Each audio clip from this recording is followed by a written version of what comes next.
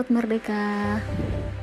Kegiatan kali ini adalah Modul Nusantara Kebinekaan 1. Perkenalkan, nama saya Rahma Hanisa dari Universitas Muhammadiyah Kalimantan Timur yang mengikuti pertukaran mahasiswa Merdeka batch 4 ke Universitas Fajar Makassar. Hari ini kita akan pergi ke Benteng Fort Rotterdam yang berada di pinggir pantai sebelah barat kota Makassar, Sulawesi Selatan.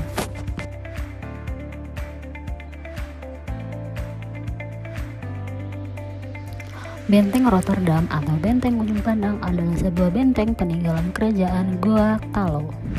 Benteng ini dibangun oleh Raja Goa ke-9 yang bernama Daeng Matanre Karaeng Tumak Parisi Kalona pada tahun 1545.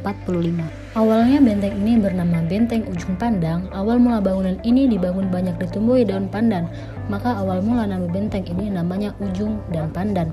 Ujung sudut dan pandang ini sejenis daun pandan yang harum dijadikan anyaman tikar, cuma karena terpengaruh dari kata Makassar, akhirnya jadi pandang. Benteng ini akhirnya jatuh ke tangan VOC Belanda melalui suatu perjanjian yang dikenal dalam sejarah namanya Perjanjian Bungaya. VOC Belanda mengambil alih benteng ini dan disinilah namanya diganti menjadi Fort Rotterdam.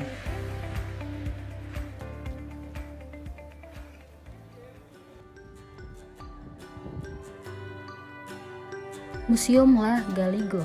La Galigo atau I La Galigo adalah sebuah karya sastra klasik dunia yang besar dan terkenal, serta bernilai kenyataan kultural dalam bentuk naskah tertulis berbahasa Bugis yang disebut Sur Galigo.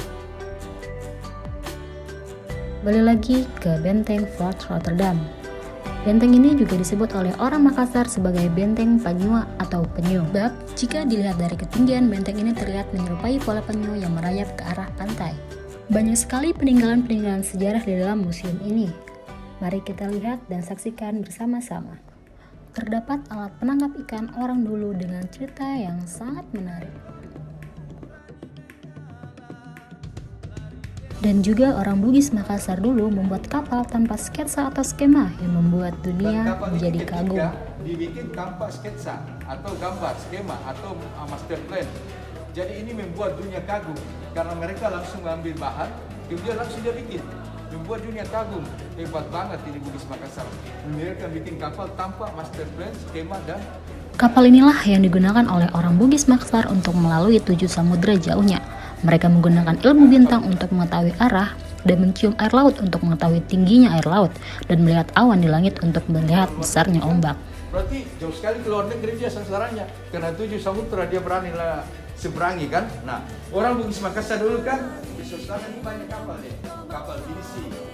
Banyak sekali sejarah-sejarah dan monumen-monumen serta benda-benda peninggalan bersejarah di museum ini. Tidak hanya untuk suku Makassar tetapi untuk seluruh 4 etnis yang ada di Sulawesi Selatan. Ujung Panjang ini adalah salah satu peninggalan dari keturunan raja di Kabupaten Jariponto. Ini adalah miniatur Bala Asung. Bala berarti rumah dan Asung artinya asung. Pohon sagu ini adalah bahan dasar makanan untuk dijadikan kapurung dan lain-lainnya. Kalau di Ambon disebut dengan papeda.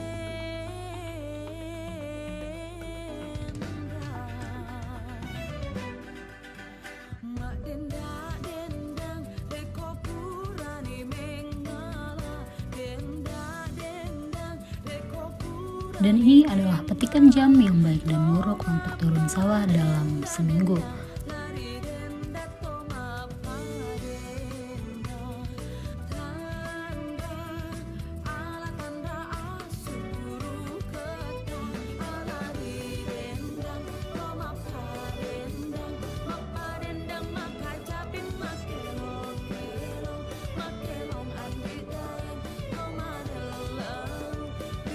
Ini adalah gambaran Rambu Solo, yaitu tradisi upacara kematian suku Toraja.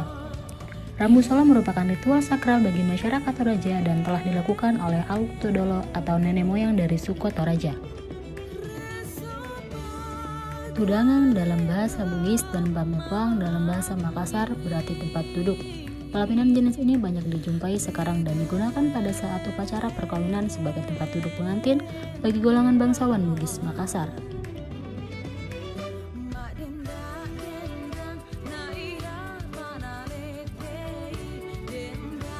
Membahas senjata tajam. Badi atau badik adalah senjata tajam yang memiliki ragam bentuk dan pola dari hasil tempahan logam maupun besi yang khas. Badi merupakan senjata tajam yang memiliki kemanggisan yang disakralkan serta menjadi simbol siri atau harga diri bagi orang Makassar.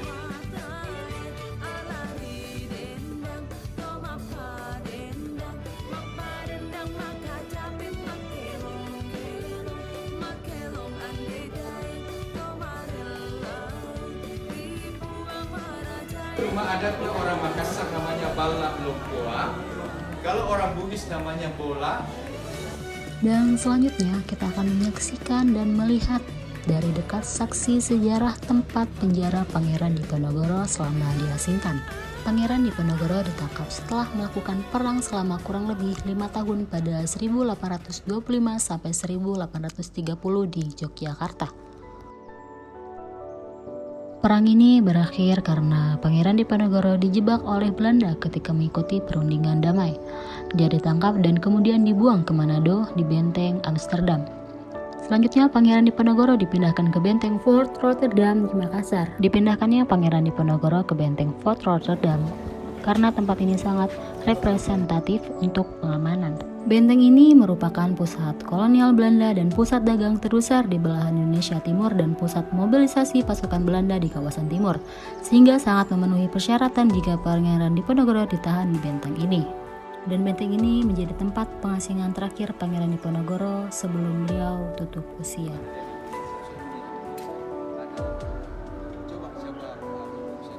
Lukisan-lukisan indah ini menggunakan teknik melukis menggunakan tanah liat yang ditemukan oleh Bapak Zainal Beta.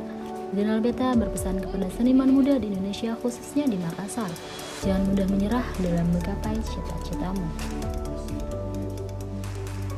Berakhir sudah perjalanan kita di benteng Fort Rotterdam.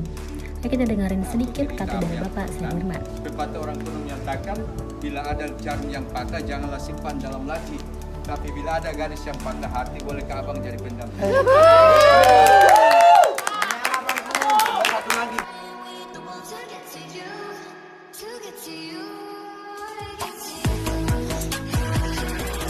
Nah itu dia guys, perjalanan dan cerita kita hari ini di benteng Fort Rotterdam.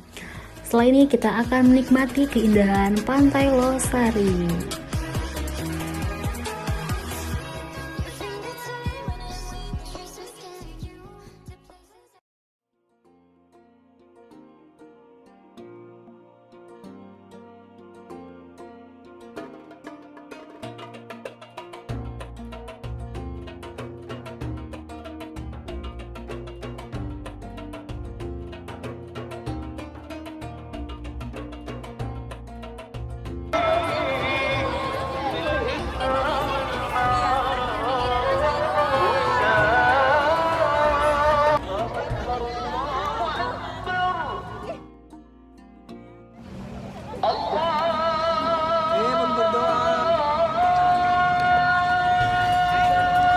Setelah perjalanan panjang dan cerita kita hari ini, mari kita tutup dengan istirahat dan makan buka bersama teman-teman sekalian.